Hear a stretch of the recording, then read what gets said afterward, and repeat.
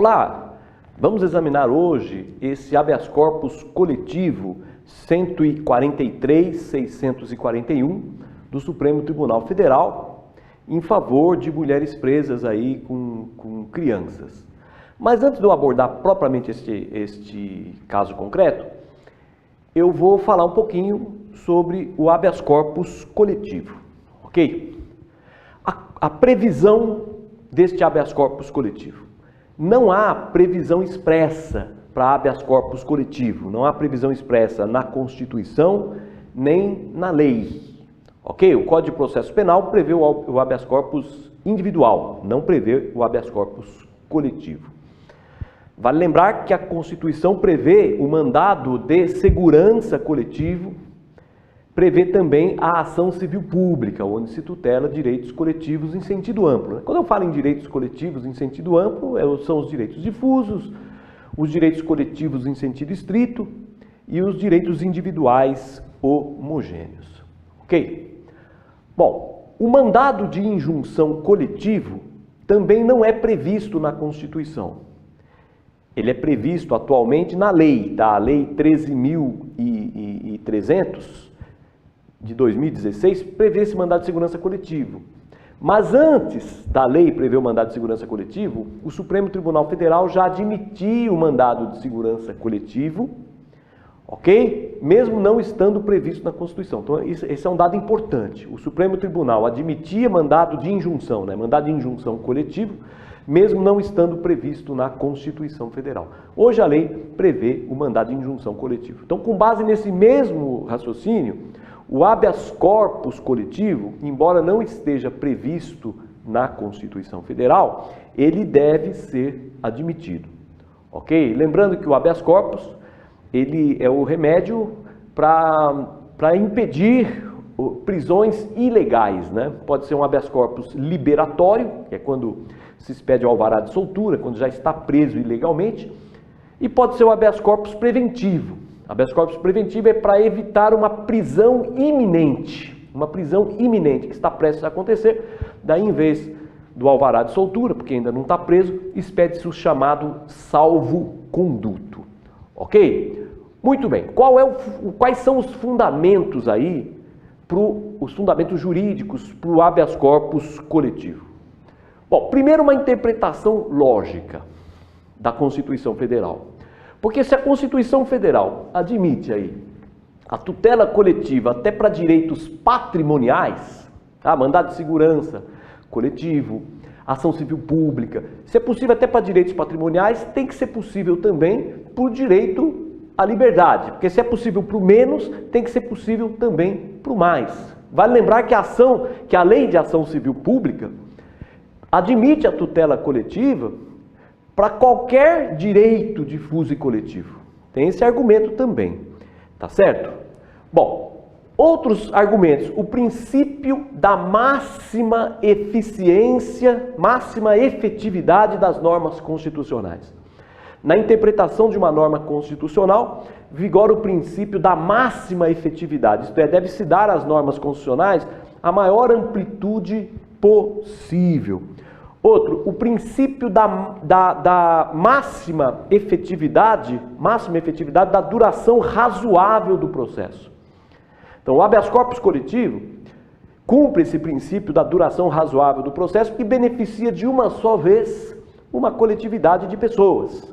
No Brasil são apenas 16 mil juízes para 100 milhões de processos, para mais de 100 milhões de processos. Então, imagina a morosidade, não é isso? E também o princípio da máxima efetividade da prestação jurisdicional. Então, podemos dizer, então, o habeas corpus coletivo é justificado por uma interpretação lógica, né? O diálogo aí com as demais ações coletivas, né? Porque se é possível mandado de segurança coletivo, mandado de injunção coletiva, ação civil pública, tem que ser possível também o habeas corpus coletivo. É uma questão de diálogo das fontes, é uma questão de interpretação lógica. E também os princípios aí da máxima efetividade das normas constitucionais, princípio da duração razoável do processo, da máxima efetividade das decisões de uma prestação jurisdicional. E lembrando que a própria Lei de Ação Civil Pública prevê a tutela coletiva para proteção aí de qualquer direito difuso ou coletivo, tá? O habeas corpus, então, lembrando, é cabível para proteger o direito de liberdade, o direito de não ser preso ilegalmente. Bom, tem os argumentos contrários, né? O Ministério Público Federal se manifestou nesse habeas corpus e, lamentavelmente, foi contrário ao habeas corpus coletivo. Se baseou em argumentos simplistas, no artigo 654, parágrafo 1º do Código de Processo Penal, que exige que o habeas corpus que se identifique o nome do paciente. Um dos requisitos, o habeas corpus é uma ação individual, tem que identificar o nome do paciente. O outro argumento do MPF, a Constituição veda decisões genéricas, a Constituição não prevê o habeas corpus coletivo. Então, argumentos muito simples, né? Vejam só, essa história precisa identificar o paciente. É possível denúncia, representação e até decretação de prisão sem o nome da pessoa. Sem o nome. O artigo 259 do Código de Processo Penal permite que você denuncie alguém, decrete prisão, represente contra alguém sem dar o nome, porque às vezes você não sabe o nome. Basta esclarecimentos pelos quais se possa identificar a pessoa. É possível oferecer uma denúncia, portanto, sem ter o nome do réu. Basta elementos onde se possa futuramente identificá-lo. Ok? Muito bem. A identificação, portanto, desses beneficiados aí pode ser posteriormente. Né? O artigo 259 do Código de Processo Penal prevê denúncia contra uma pessoa que ainda não está identificada pelo nome. Me identifica depois. 259 permite. No habeas corpus coletivo, mesma coisa. A identificação de cada pessoa que se enquadra neste habeas corpus pode ser identificado posteriormente. Vale lembrar que no próprio Supremo Tribunal Federal já há algum histórico de concessão de habeas corpus coletivo. Embora o tema fosse bem polêmico lá, havia também acórdãos negando o habeas corpus coletivo, mas tem um caso que o próprio Supremo já havia concedido na chamada Marcha da Maconha do Rio de Janeiro. Algumas pessoas que queriam participar dessa Marcha da Maconha do Rio de Janeiro impetraram o habeas corpus preventivo, né, para não serem presos lá, para não serem presos ilegalmente. O Supremo Tribunal Federal, ele concedeu a ordem e estendeu para todas as pessoas que fossem participar dessa Marcha da Maconha. Então foi um habeas corpus coletivo que o Supremo concedeu de ofício, estendendo o benefício para todos os eventuais participantes dessa Marcha da Maconha. Bom, feito esse esclarecimento, o impetrante, quem poderia impetrar habeas corpus coletivo? Aqui eu vou colocar duas correntes, tá? Primeira corrente, qualquer pessoa. Qualquer pessoa poderia impetrar o habeas corpus coletivo. Não precisaria nem de advogado, não precisaria ter capacidade postulatória.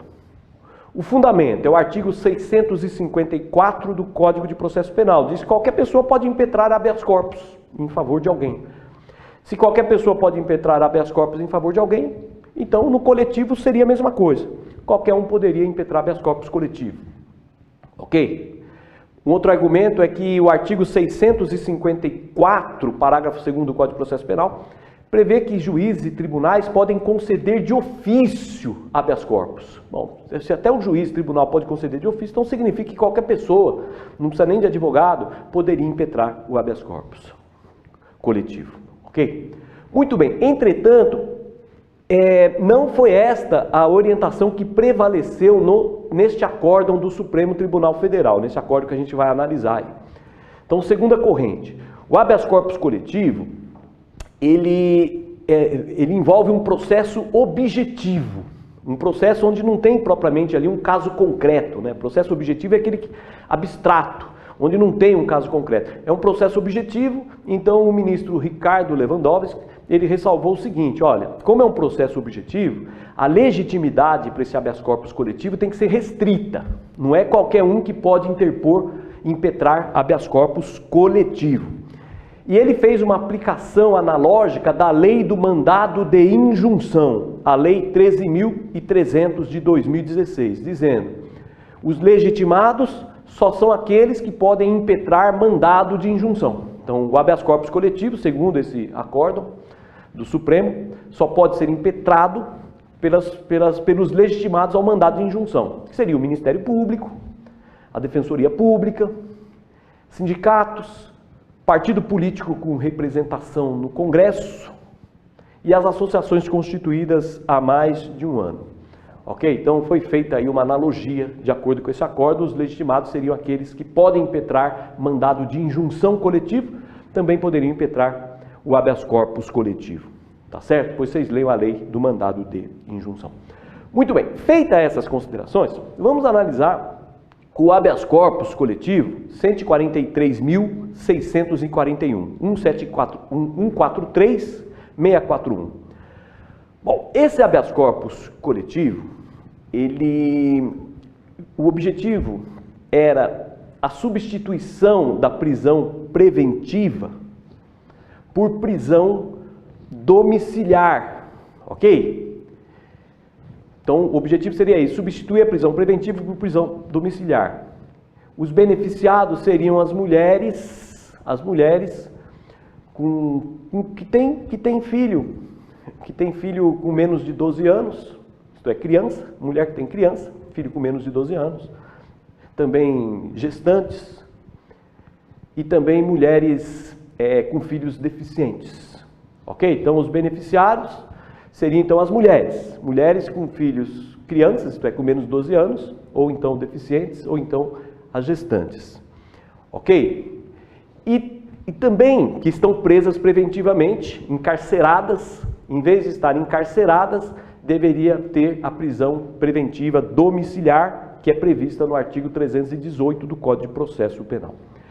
E também como beneficiadas as adolescentes que sofrem medidas socioeducativas, que estão na mesma situação. Ou seja, um adolescente que tem filho aí, criança e tal, ou gestante, ou deficiente, adolescente nessa situação, com um filho criança, ou filho deficiente, ou então que seja gestante, e que esteja numa medida socioeducativa, por exemplo, internada, também poderia ter aí uma internação domiciliar. Então, extrapolou a área penal, não foi só na área penal, portanto, foi também para o Estatuto da Criança e do Adolescente.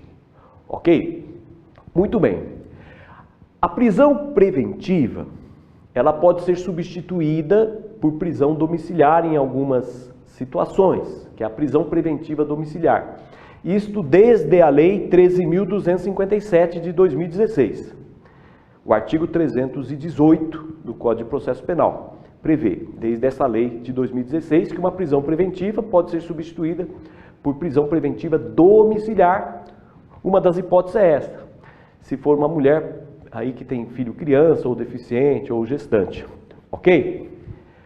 Portanto, manter encarcerada uma mulher nessa situação é uma prisão ilegal. Porque se a mulher tem o direito, se ela tem filho menos de 12 anos, ou é gestante, ou filho deficiente, se ela tem o direito a uma prisão preventiva domiciliar, por que ela está numa prisão preventiva com encarceramento? Então, esta prisão preventiva mediante encarceramento revela-se ilegal. Por que ilegal? Porque está violando o artigo 318 do Código de Processo Penal. Ok? Além de violar princípios do Estatuto da Criança, princípios da Lei de Deficiência também, que foram citados nesse acordo. Então, a mulher ela tem o direito público subjetivo de ser presa preventivamente, mas na modalidade domiciliar. Tem o direito subjetivo à prisão preventiva domiciliar e não à prisão preventiva mediante encarceramento. Então, a prisão se revela ilegal. Mesmo porque os presídios são degradantes aqui no Brasil. Ok? Os presídios violam o princípio da dignidade da pessoa humana. O artigo 42 da Lei de Execução Penal prevê uma série de infraestrutura que o presídio feminino deve ter. Uma série de infraestrutura, por exemplo, deve ter espaço aí para berçário, para creche, uma assistência médica permanente, uma assistência pós-parto, e não tem nada disso. Então a prisão, o encarceramento se revela ilegal porque viola a dignidade da pessoa humana, viola o artigo 42 da Lei de Execução Penal, que prevê um presídio feminino que cumpra aqueles requisitos mínimos aí para que a mulher possa aí, em suma, ter uma estrutura mínima aí, né, com relação aí a seus filhos. Tem também as regras de Bangkok. Essas regras de Bangkok também, ela manda manda priorizar as medidas alternativas em vez do encarceramento, né? Em vez do encarceramento, manda priorizar medidas que não geram o cárcere, ok? Muito bem. Agora, esse habeas corpus coletivo, ele, em primeiro lugar, ele só beneficia as presas provisórias, isto é, antes do trânsito em julgado. Quer dizer, estão de fora, portanto, primeira exceção aí, mulheres presas com condenação transitada em julgado não são beneficiadas. Não são beneficiadas mulheres presas com trânsito em julgado.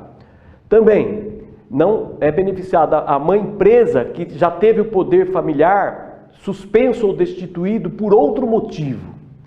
Quer dizer, a mãe presa que tem filho pequeno, mas ela não tem o poder familiar. Se ela não tem o poder familiar, porque já foi suspenso ou destituído por outras razões, ela também não vai ter esse benefício se estiver com o poder familiar suspenso ou destituído por outras razões. Também não tem o benefício a presa por crime com violência ou grave ameaça contra o próprio filho. A mulher presa que praticou crime com violência ou grave ameaça contra descendente não tem o benefício. O benefício é proteger a mulher e também a criança. Proteger a mulher, agora se ela praticou o crime contra o descendente, então não tem cabimento ela ter esse benefício, também não tem esse benefício. Ok? E também, o acórdão ressalva o seguinte, que em situações excepcionalíssimas, não fala nem excepcional, fala em situações excepcionalíssimas, que seria exceção da exceção, o juiz, mediante fundamentação, pode manter a prisão preventiva mediante cárcere. Ok? Mediante situação excepcionalíssima. Então nós temos 4 exceções. Se já houver trânsito em julgado, se ela já tiver sido destituída ou suspensa do poder familiar. Terceiro, se ela praticou crime com violência ou ameaça contra descendente. E quarto, em situações excepcionalíssimas onde se justifique aí o encarceramento. O juiz tem que fundamentar. Bom, o habeas corpus coletivo, então, que ordenou então a soltura de todas as mulheres que estão presas preventivamente e que têm filho criança ou deficiente ou gestante. Mandou soltar todas, num prazo de 60 dias. Então foi estendida essa ordem para todas as presas do território nacional. Então é um acórdão de âmbito nacional. Por isso o Supremo Tribunal Federal, ele disse, ó, o único legitimado para esse habeas corpus é a Defensoria Pública aqui, no caso, né? É a Defensoria Pública da União. As defensorias públicas estaduais não têm legitimidade para impetrar habeas corpus de âmbito nacional, de acordo com o voto do ministro Lewandowski, por sinal, que seja feito justiça, um voto muito bem dado pelo ministro Lewandowski, muito bem fundamentado. Então, a Defensoria Pública da União, porque que impetra, em suma, é a legitimada ativa, porque vai abranger o território nacional. As defensorias públicas estaduais, elas foram aceitas no processo não como impetrantes, elas foram aceitas como amicus curiae.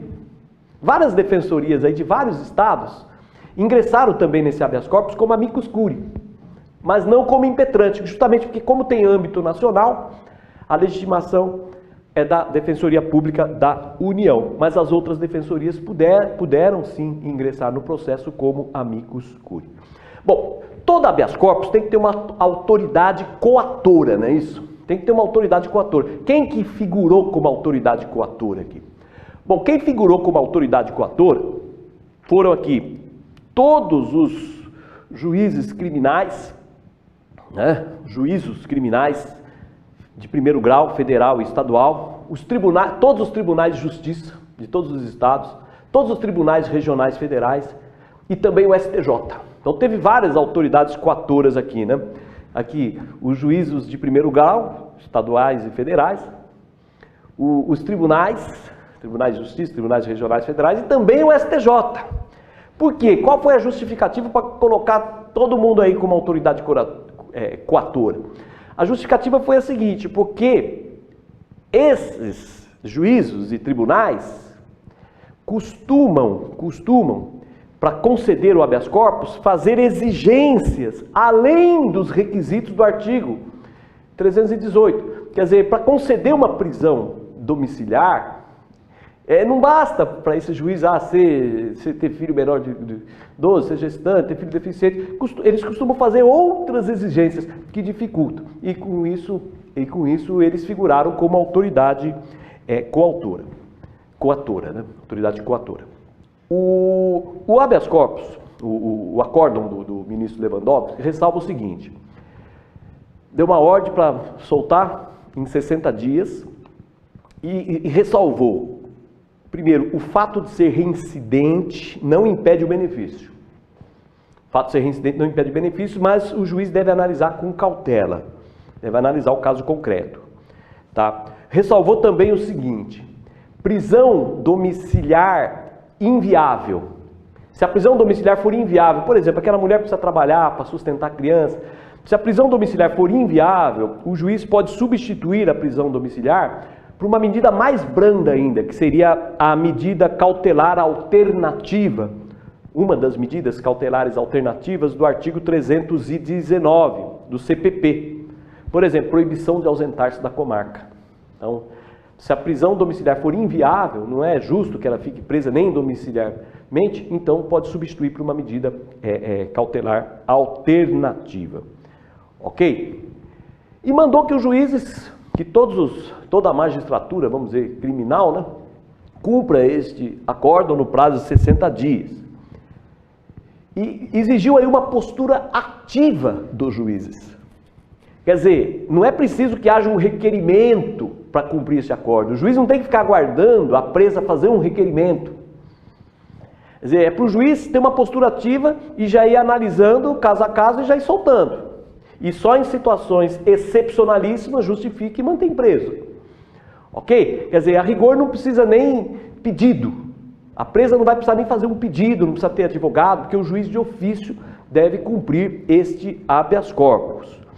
Ok? Bom, e se o juiz descumprir esse habeas corpus? Então, tem um juiz lá que não está soltando nenhuma presa. Daí o ministro Lewandowski ressalvou o seguinte: no final do voto dele, depois vocês prestem atenção, no final do voto ele coloca lá, olha, se houver descumprimento, não cabe reclamação constitucional, não cabe a reclamação, mas sim recurso. Ele ressalva isso, ó, se o juiz descumprir e manter preso, não cabe a reclamação, mas sim recurso. Então o descumprimento desse habeas corpus não gerará reclamação, mas sim recurso. Que recurso? Me parece que é o recurso em sentido estrito, por força do artigo 581, inciso 10 do Código de Processo Penal, da decisão do juiz que concede ou denega ordem de habeas corpus. Então o juiz vai estar aí denegando o cumprimento de um habeas corpus, né? Decisão que concede ou denega a ordem de habeas corpus. Então, se ele denegar o cumprimento de um habeas corpus, então me parece que o recurso cabível seria o recurso em sentido estrito. Ok? É isso aí, a primeira análise sobre esse acórdão histórico aí do Supremo Tribunal Federal. Você que está estudando aí para concurso, nada de desânimo, é preciso vontade, sangue nos olhos, não é difícil ser aprovado em concurso. Basta você se empenhar, se engajar, que você consegue ser aprovado. Coloca aquela frase lá: a cada dia e sob todos os pontos de vista, eu vou cada vez melhor. Todo dia leia esta frase. Aqui no curso FMB nós procuramos facilitar o caminho da sua aprovação através de um material didático, numa linguagem simples, e um conteúdo profundo e extremamente atualizado. Temos vários cursos aqui, temos cursos pela internet, cursos por DVD, cursos apostilados, apostilas extremamente completas, cursos com tutoria, onde toda semana eu te envio o teu plano de estudo, o material que você tem que estudar. Em suma, os cursos aqui estão fantásticos, vale a pena você conhecer. Ok? É isso, um forte abraço, bons estudos.